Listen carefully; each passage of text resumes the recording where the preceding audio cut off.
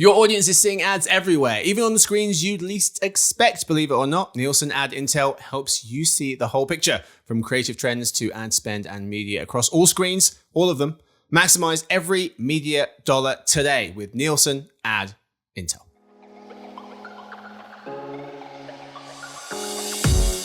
Hey gang, it's Friday, November 14th. Yory, Jeremy, and listeners, welcome to Behind the Numbers, an eMarketer video podcast made possible by Nielsen. I'm Marcus, and joining me for today's conversation, we have two folks. We have Senior Director of Briefings living in New York. It's Jeremy Goldman. Happy Pickle Day. Hello. Oh, this is the worst one. What? It's a real day. I'm sorry. I hate pickles so much. That's right, America. But you're normally as cool as a cucumber. Thank you. Oh boy. It's going to be a rough episode. Principal Analyst and Head of our Media Ad and Tech teams based in New Jersey, Yory Wurmser. Hey, Marcus. How are you? Welcome to the show. Thank you. Good. Today's fact. Who invented the QR code? So, it's old. 1994. Denso Wave employee Masahiro Hara was developing technologies to make Toyota's manufacturing process more efficient. Original barcodes used to track auto parts could only store a small amount of data and be scanned one at a time. So Hara used a 2D matrix of black and white squares, which allows barcodes to be scanned at an angle or a distance. And if you rip the corner off of one, you can still scan a QR code. Microsoft's website notes that Mr. Hara came up with the idea of QR codes whilst playing the game Go, which is basically chess times 1,000. It consists of a 19 by 19 grid with black and white stones placed throughout. If you Google Go board, then you'll see the connection immediately, because any top-down picture of a Go board looks like a QR code. And that's how the quick response QR code was born. Wow, and only had to wait until around 2020 for them to really take off. We had smartphones first, so we could have scanners in our pockets, and then a pandemic to get everyone to start using them. And then because of the pandemic, nobody asked him for his autograph. That's so sad. It's true. But thank you to Mr. Hara, a genius invention. Anyway, today's real topic, the big three questions for Google right now.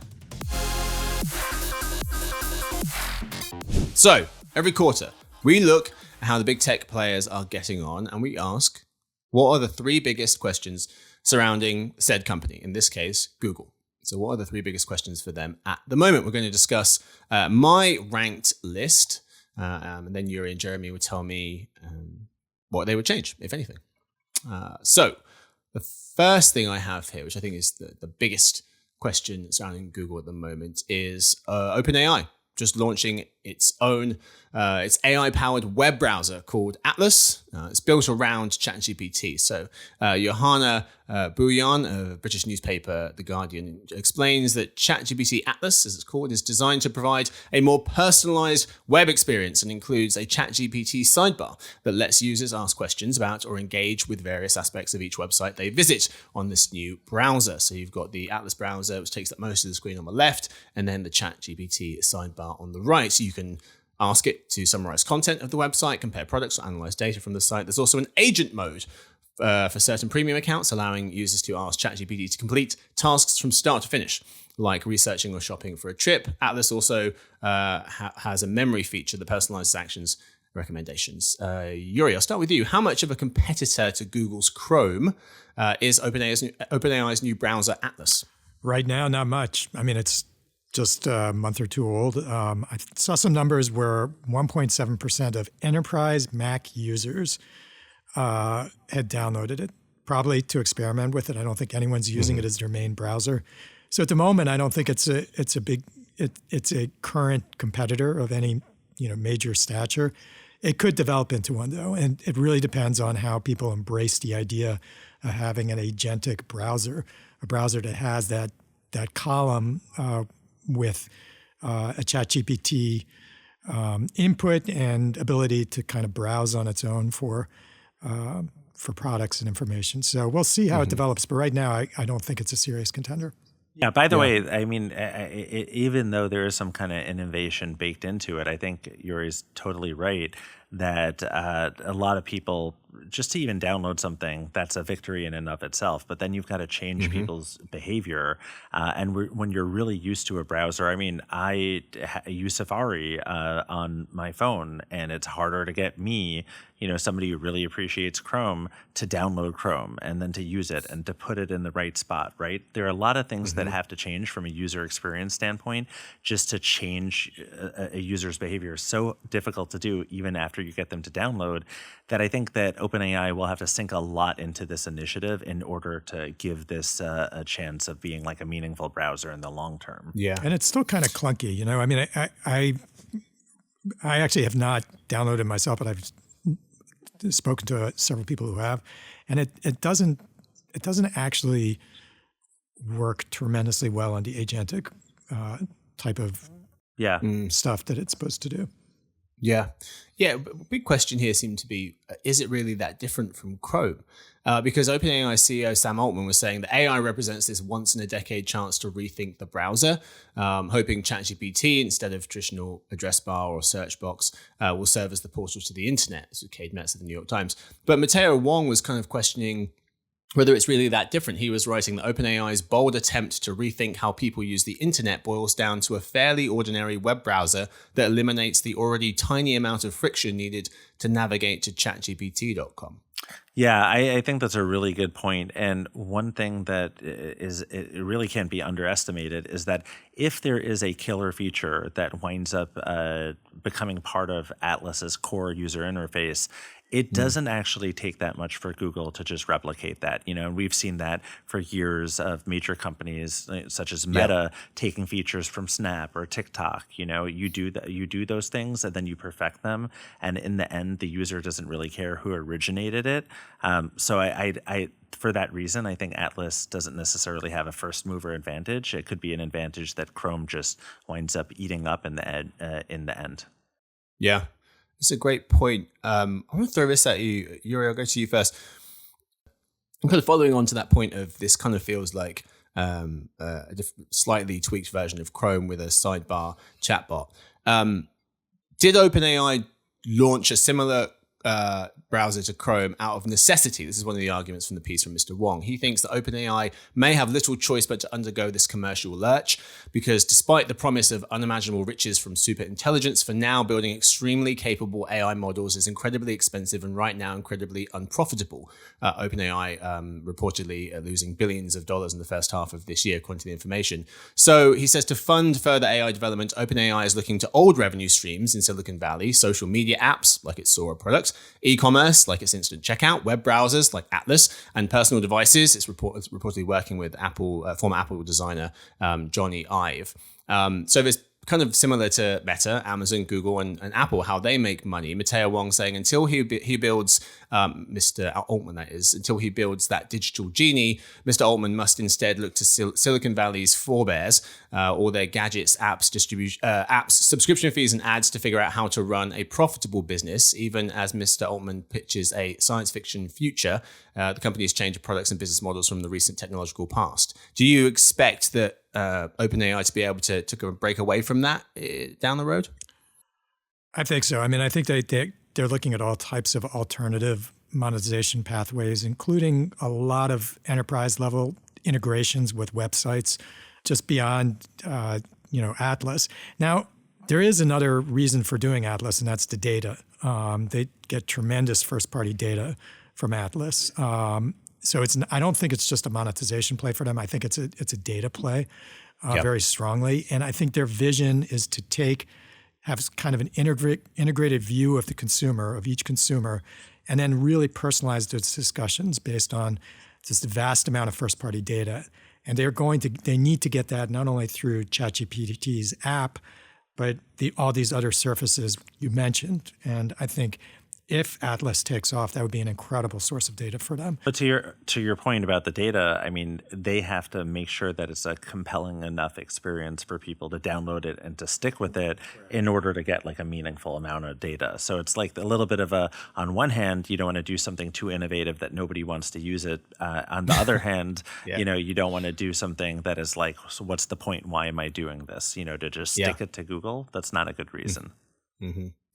So my first big question for Google at the moment is around Atlas. I think that's one of the biggest things that they're thinking about at the moment. Secondly, is about their ad tech business. Kendra Barnett of Adweek reminds us that back in April, a federal judge ruled that Google violated US competition laws by maintaining an illegal monopoly of two key ad tech markets and servers, Google DFP, or a double click for publishers, and ad exchanges, Google Ad X. Over the last 2 weeks, over a dozen witnesses, she writes, gave testimony to help determine how Google will be required to remedy this monopoly, the last stage of a landmark antitrust trial against the search giant. She notes a breakup would fundamentally reshape how open web ads are bought and sold, creating a more competitive landscape where Google rivals could access multi-billion-dollar opportunities and Google could lose its ad tech dominance. Jeremy, the main takeaway. What is your main takeaway from the remedies hearing about Google's ad tech business?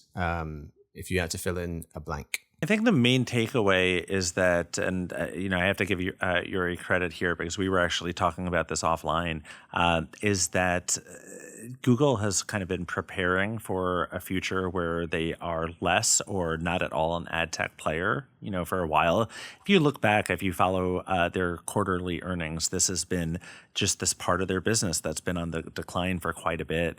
And I think part of it is just the fact that it looks like a really big, impressive business until you look at the overall heft and significance of everything else that Google does.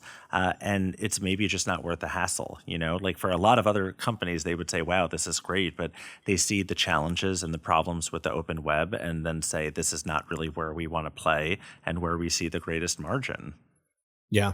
Yeah, to your point, it's been declining every quarter for the last 3 years. Slowly but surely. And they have so many other high margin opportunities that it makes sense to shift resources from their ad tech product to things like YouTube and obviously to their AI investments, which they're pumping tens and tens of billions of dollars into each quarter. So, I think it's not a negligible business. And, I think it was $7 billion this quarter. So it's still, we're talking close to $30 billion for the year in terms of, so it's a massive business, but it is shrinking each year. They're just not putting the resources into it to really build it up anymore. And I think that, just as Jeremy said, I think they see the writing on the wall that the open web, maybe it's not dying, but it's not a high growth area right now. So they're just shifting their attention elsewhere. And also, as we've talked about a lot, is that they've been under so much regulatory scrutiny. So going back to that point, it's like if you see that you have a target at this area and you think there's a decent chance that something might happen from a regulatory standpoint that makes it no longer part of your business, then it's a little bit harder to justify continually funding innovation within that space, right? It's like, well, we'll take the revenue rather than lose it, but we also don't really see that this is the area where we should spend money. And to your point about the AI expenditures, those are big enough that you really have to find other places to not innovate just to fund the rest of that stuff. Yeah. Google Network, this line item has been going down, as I said, and as Jeremy noted, every quarter for the last 3 years. It was 15% of their business back in 2022 in the summer. It's now 10% of their business, but still making billions of dollars for the company. Trip Mickle of New York Times saying the ad tech, advertising technology, which helps place ads across the web, remains a small part of Google's revenue, contributing, as you were saying, around $7 billion in the quarter. But the company has previously argued that it bolsters its larger search ad business. The judge is hoping Google and the DOJ can settle out of court before we get remedies from them, Judge Brinkema. Okay, that's my second big question for them. Is about their ad tech business. My third is around their earnings this quarter. Our Briefings writer Marissa Jones noting that Google just posted its first $100 billion quarter off the back of 16% Q3 revenue growth. Advertising, that portion was up 13%. As its fastest growth in 6 quarters. Yory, how significant to you is Google's first $100 billion quarter? I think it's very significant. The number is it's just a threshold, but I think what's more important is that they have more than doubled their revenue in 5 years in Q3, which is for a company of that size and of that maturity is pretty darn impressive. Jeremy, what does it say to you? I mean, yeah, I kind of think about the saying, the rich get rich and the poor get poorer. It's an interesting thing where we kind of, and, subscribers can see digital advertising has steadily risen, and it's had like a few years that have seen standout growth. And that digital advertising is going to grow. But I think that what's been very interesting is that the larger players, we actually put out a report this past week on triopoly earnings, so Google, Meta, and Amazon. And what you really see is that there's been a lot of growth in these platforms that have essentially perfected the art of digital advertising. It becomes the safest place to park your digital ad spend. So therefore, or year over year, you're like, I'm going to spend an anniversary and spend a little bit more on all these digital major ad players. And then I'm going to have like that other bucket, like the let's say if it's a Snapchat, or a Pinterest or whomever, and I'll throw a few dollars that way. But if I have to cut somewhere, it's not going to be Google, and I think that this is a very safe place. And that's certainly been one of the reasons why they've been able to hit that threshold. And obviously having multiple products like Google Search, like YouTube has helped them. Yeah, and it's not just the advertising, though, which has been growing well. I mean, I think it was 13% year over year this quarter, but cloud is just driving a lot of this growth. And they were, a distant runner-up, third place, before the AI era. So they're growing, I think it was 34% year over year this quarter. They are just killing it right now on AI services, AI storage, just cloud services in general. So, and again, the nice thing about having all of that high margin business is that then you put all of that into AI. And even though these are really big capital expenditures, there's only a few companies that can make these expenditures, which then, assuming that they should have spent all this money, which is like a big if, there are only a few companies that are capable of doing it. And then those are the ones that are going to essentially inherit the earth or the ad market afterwards. Even please. Yeah, no, even Meta, which is, a massive company, is getting pushback from investors because it is having a harder time funding out of cash than Google is. And we just talked about OpenAI and their move into the browser market, looking for ways instant checkout as well, looking for ways to try to make money because this is very expensive business to develop good AI products. And Jeremy, to your last point, that's exactly what I've written down here was it has the money to spend on AI development. Google committing to spending over $90 billion this year on capital expenditure, up 6% on previous projections, basically AI spend. But the spending hasn't dented Google's profit gains to what you were saying, $35 billion in profit in Q3. That's up 33% from the year before. To what we were saying about search as well, Google's still very much running the search world. Its search line item up 14.5%. That's its fastest quarterly growth in over 3 years.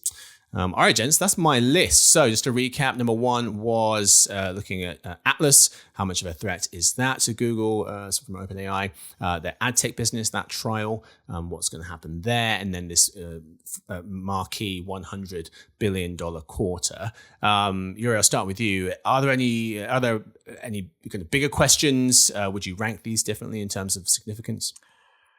I think those are all important questions. For me, the biggest question for Google is, will Gemini as a standalone app catch up to ChatGPT? And does it matter with all of Google's Gemini integrations on its other properties? I think that at the last earnings call, Google said there were 650 million monthly users of the Gemini app. That's a few hundred million less than ChatGPT, but that doesn't include things like AI mode, doesn't include integrations into other Google products. So it's definitely catching up to ChatGPT and OpenAI. I'm really curious, whether they can actually become the place people go to specifically for AI search and AI conversations. That's a good one. Jeremy, how about for you? What does your list look like? I think that it's very similar to yours, but to kind of build on what we talked about in question 3 and question 1, going back, it's how can Google and to some extent, these other players like Meta and Amazon compete with private companies, if we're talking about OpenAI and to a lesser degree like Perplexity and Anthropic, they're not being judged in the same way. They're not being basically, let's say, chastised on a quarterly basis. It's behind, closed doors for the private companies. So then how does that impact their overall ability to spend from an AI standpoint? Is there going to be a quarter, it wasn't this one, but where, Google is really taken to task for, you're spending a lot and you're not quite justifying it. We see why you're doing it, but is really the juice worth the squeeze? And again, like the OpenAI is not held to that same standard. It is, but we don't know what those conversations are like behind closed doors. They're obviously spending quite a lot of money. And I think that if Google is forced to maybe invest a bit less, then what does that wind up playing to their disadvantage or advantage in the long term? I think that'll be interesting to see how it plays out. That's a good one. Yeah, curious to see how OpenAI structure changes down the road, if they're held to a similar level of scrutiny as some of these public companies further into 2026 or beyond. Very nice, gents. I think this is a good list with some nice additions from yourself. So thank you so much for your time. That's where we leave the conversation, unfortunately. But thank you so much to my guests. Thank you first to Yory. Great to be here. And to Jeremy. This was cool. Thank you. Yes, indeed. And thanks to everyone for listening to Behind the Numbers, the Marketer Video Podcast, made possible by Nielsen. We'll be back on Monday. Happiest of weekends.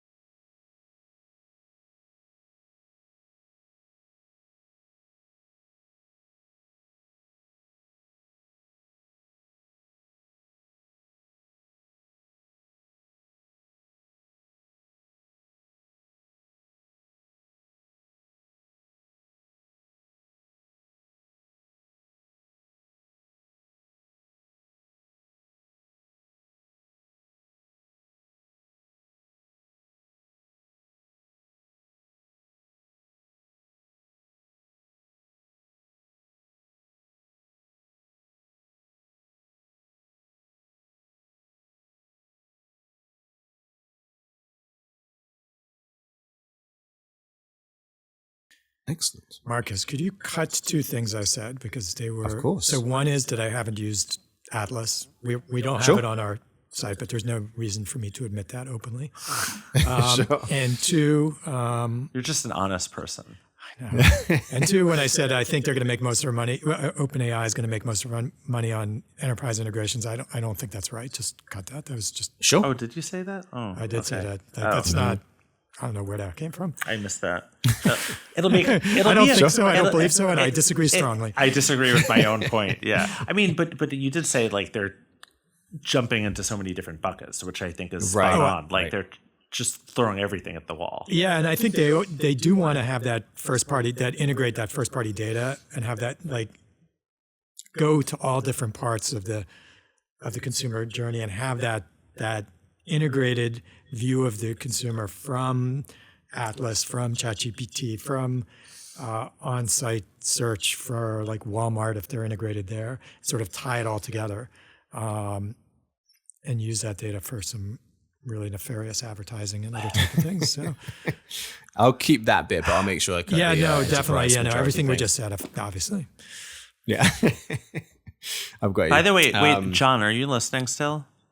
Is he there? He's probably asleep. Just a quick, totally meant to say this beforehand, but mainly for you, but just for anybody. I was thinking about this. We should do literally, while you have people set up in the studio, a like random 60-second thing that's like basically a social thing that is not necessarily tied to the episode because you have people already, and like why not make like an extra asset out of it? Does that make any sense? Jeremy, we're on the same page. So we actually, as of like a week or two ago, we were talking with the team and we're trying to put together some different types of social content.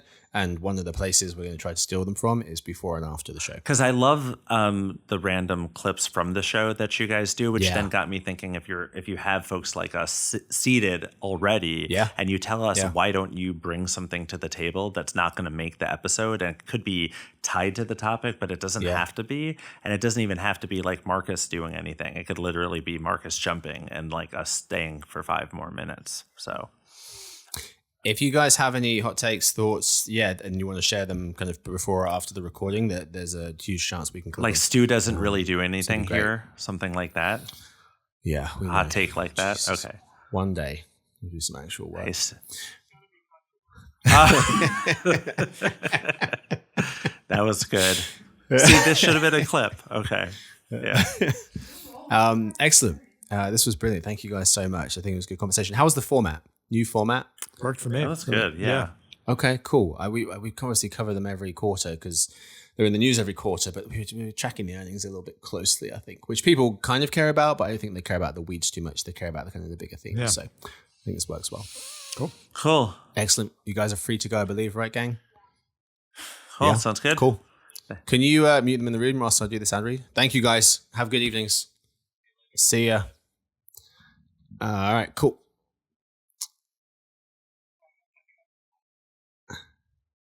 Maybe they're talking smack about me. Keep them on. Keep them on for a second.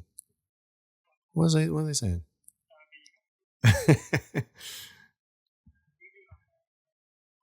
There we go. Thank you, gang. All right, here's the ad read. It's still Nielsen, right? Yeah, next Friday. Yep. All right, cool. Your audience sees ads everywhere, even on the screens you'd least expect. Nielsen Ad Intel helps you see the whole picture, from creative trends to ad spend and media across all screens. Maximize every single media dollar today or tomorrow with media. No. Oh, so close. Nielsen Ad Intel. Go and buy them. I know.